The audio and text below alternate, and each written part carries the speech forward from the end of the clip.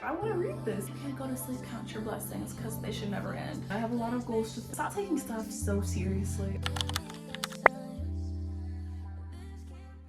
Hello people, welcome or welcome back to my YouTube channel. If you're new, I'm Alyssa and I'm glad to have you here. If you're coming back, it's good to see ya again. This is my second ever YouTube video. I uploaded my last one, I think like a month ago, but you know, time is relative. Who knows? So today I'm gonna be doing my ins and outs for 2026 because I personally love watching these types of videos. So I was like, let me make my own. Let me create and not consume for once. Bitch, I see what you did there. I know. I have my trusty journal that I have written all my ins and outs in. I know my sister makes fun of me because she says that my handwriting looks like a child. I don't even know if you can see it, but let me know what you think about my handwriting. It's legible to me, that's all that matters. I'm excited. For me, the year 2026 is my time to really step into my element and become more of a creator than a consumer, because I feel like I've always wanted to do YouTube and all these different things, but I haven't really had the courage to. This year I want to be very intentional with like what I'm doing with my time and just kind of like how I'm carrying myself. So you know, kind of do what I gotta do. I have plans that I cannot share with you right now because the haters will sabotage me.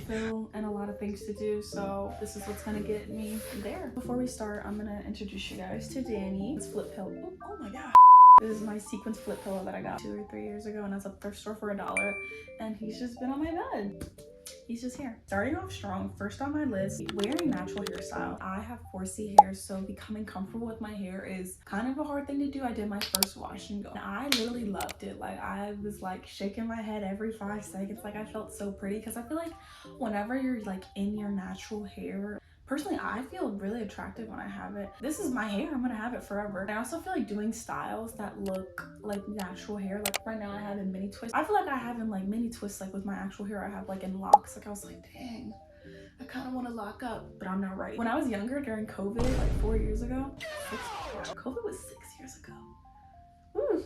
That's scary. But 6 years ago during COVID, I was thinking about locking up and I was like, no, I'm scared. Because my mom has locks. They're like beautiful. And I feel like her being like with her hair natural like that always inspired me. Yeah, natural hairstyles will be in for 2026. They were never out. Trust me. A lot of people aren't comfortable with their natural hair. And I feel like we have to get rid of that stigma and normalize it more, because black is beautiful, curls and coils are beautiful. If people aren't comfortable with it, that sucks. So my next one is very important. I have to bring somebody out for this. It's my wallet, because we need to drink more water. Drinking water, I feel like, is something that a lot of people sweep under the rug. Personally, I do too. And I have a method to stay engaged with drinking water. I have my Stanley, my Walla, and then I have my Baby Walla that I got for like drinks that I have, like my chia seed water, my pre-workout, my ginger juice, or whatever I have. But I have to stay engaged because I literally love buying water bottles. Like when I was younger, when I say younger, I mean like 2 years ago, but I would always buy water bottles. Like every 5 minutes I would go into Marshalls and be like, that's cute, I want it. And I would literally just buy a water bottle because I wanted one. I feel like water is really important. Not even I feel like, it's literally important. We're made of like what? Hey Google, what percentage are humans water? 60%. On the website USGS.gov. I thought we were 70. Anyway, we need to get our hydration up. I feel like a lot of people don't realize how many ways water like genuinely impacts you. It helps with your bowel movements, it helps with your skin, it helps with your hair. Water is just so important. Like if you have your water bottle, or if you don't, go get a cup of water, go drink some. That wasn't even on my freaking list. I think I just wanted to talk about water. Okay, my third one on the list is keeping a low screen time. I think my screen time is probably at over 10 hours, which is crazy. A lot of it comes from me staying up late and being bad and just like constantly scrolling. Like I literally feel like I'm just like attached to my phone. Like Scherzer, it's like the chain ball and the person walking all sad and it's like their phone. Like I feel like I'm literally addicted to my phone. I'm not proud to say that, but the first step of healing is addressing the issue. And I know that I have an issue with my phone because the queen is bad. I literally will turn my phone on grayscale to turn it off to make sure I'm like not engaged by it. There's so many other things we could be doing. We're literally wasting our time on a little phone. You can read a book, you can cook, you can try hobbies and do things. There are just so many other things that we can do that are better for us and more enriching than being on our phone. And I feel like a lot of people don't want to accept it, but we have to. Okay, next one. This kind of goes hand in hand with the last one I just talked about, but it'll be reading more books. I know a lot of people are like, I don't want to go to the library. Girl, I don't want to flash my library number. I literally have library card on my key.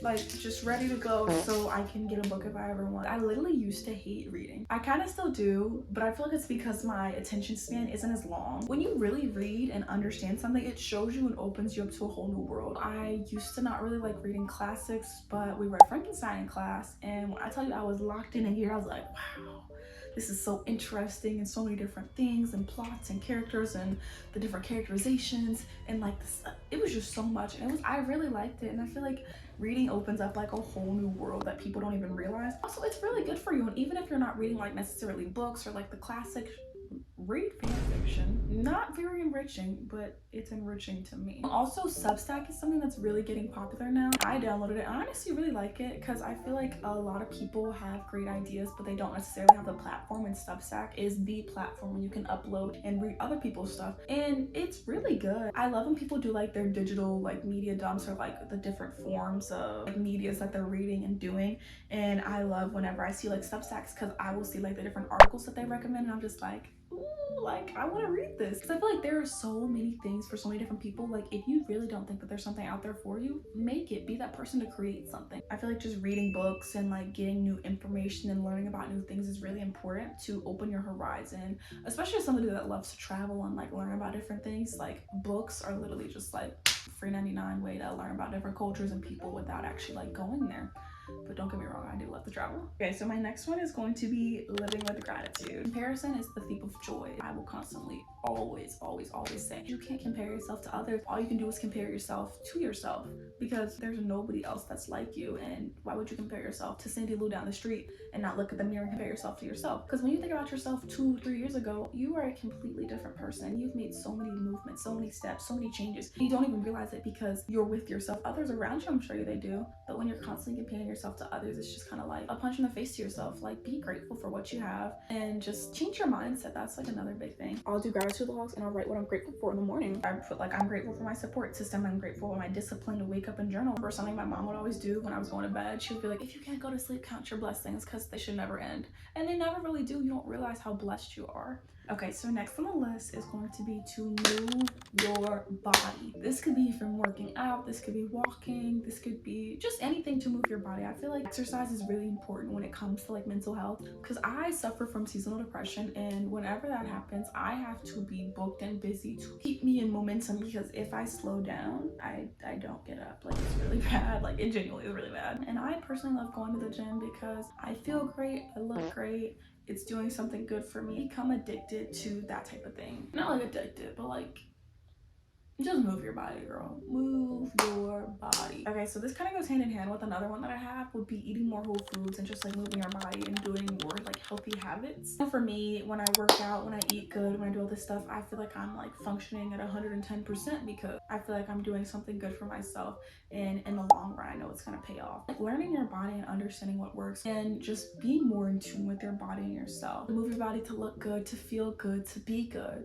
That's all I gotta say, y'all. Okay, so next I'm gonna go ahead and talk about my outs. Number one on the list is going to be being scared of rejection. A lot of people, and me included, are afraid of rejection because that means that you're not wanted and you're not loved, and what's the matter with you? That's literally what I think of when I get rejected. But back to the mindset shift is going to be changing your perspective on how you take these things. When people think about rejection, they think of something negative, and I know I have to kind of like switch my gears and think rejection is redirection into where you're supposed to be. You know, I saw a video, somebody talking about if you don't get 5 no's a week at minimum, you're not doing anything right. Not like anything, but like you're not doing it right. You're not networking. You're not moving places where you should be. Just ask. Closed mouths do not get fed. It's something I've always been told, and it really is true. If you ask, most, not to be like most of the time, but like there's a good chance somebody's just gonna do it, because why wouldn't they? I feel like as somebody who uses their free will a lot, just ask. Just ask. They don't care most of the time, and even if they do, okay, ask somebody else. Just know, if somebody says no, you're asking the wrong person, and the right person will come to you,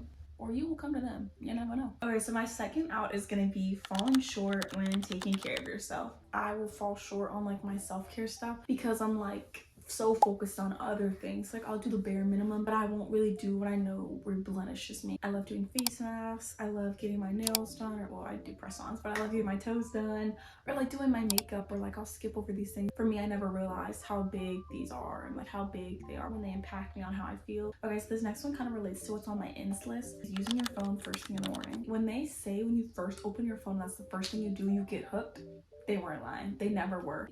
Sucks me in because it's like the first dopamine hit you get of the day. I really want to invest in a Hatch alarm clock. I honestly like waking up to music, and I feel like when my phone is my alarm, I literally just like mute it and I go back to sleep. I mute it and go back to sleep. It's just like a continuous cycle of doing it and doing it and doing it. And I never wake up when I'm supposed to because I'm not really motivated. I just get irritated, so I feel like I need something to like zhuzh it up and like switch it up on me a little bit. But all I gotta say is get off that phone. Get off the phone. My next one is going, I don't know if it's controversial, but stop taking stuff so seriously. I feel like everything we do is so serious. Nothing silly anymore. I feel like we just need to take a chill pill and relax. Because in the world that we live in, everything is so serious and worky and just... My sister's in the background singing Hamilton if you can't hear her. I feel like a lot of people aren't spontaneous anymore. I feel like the spontaneous things that you do and like the spontaneity is really important. I feel like it's a really driving factor in my life. And I feel like when I take everything so seriously and I don't get a little giggle out, I don't do this, that, and the third, it just kind of like just goes downhill for me personally. I hope you guys are picking up what I'm putting down. Okay, next on my list is going to be staying up late. I've been really bad. I kid you not, for like the past couple weeks, I've been going to sleep at like 10, 11, 12, 1, 2 in the morning, and it's really bad. When I should be going to bed at 9, getting off my phone at 8, taking my shower at 6, eating dinner at 4. Like my whole schedule is like jumbled up. It's January 7th and I start school tomorrow, and my sleep schedule is willy-nilly and literally everywhere. Having a consistent sleep schedule and going to sleep early, winding down, putting your phone down, putting like different structures and systems in place that you know help you is really important. And then my final one to end the list is going to be negative self-talk. I know self-talk and like affirmations is something that a lot of people talk about, but not a lot of people talk about how detrimental it can be. I don't know if you guys have heard about the rice experiments that they did, where they had the neutral rice, the good rice, and the bad rice. They like said nasty mean stuff to the bad rice, and then they said really nice stuff to the good rice, and the one that you said all the bad stuff to, it like molded, it got like really nasty really quickly, and then the clean rice was literally just looked the exact same. It was doing good. And I don't feel like people realize the words that you say to yourself, they really do impact you. Doing your affirmations and journaling and making sure that you know who you are and what you're doing is so important. Somebody told me, like, think about your favorite person, think about how much you love them, how you notice all the good things they do, how sweet they are, how pretty, how whatever, and start thinking about yourself the way you think about that person. But people don't put themselves on a pedestal like they should. It's kind of become like a thing, like, oh, you're conceited if you like are super full of yourself, or like super X, Y, and Z. Like, no, it's a good thing. Like, be like what Flo Milli said. So just keeping that negative self-talk out of our vocabulary is a big thing, and keeping only positive things is really important because you need to build your image up and not break it down.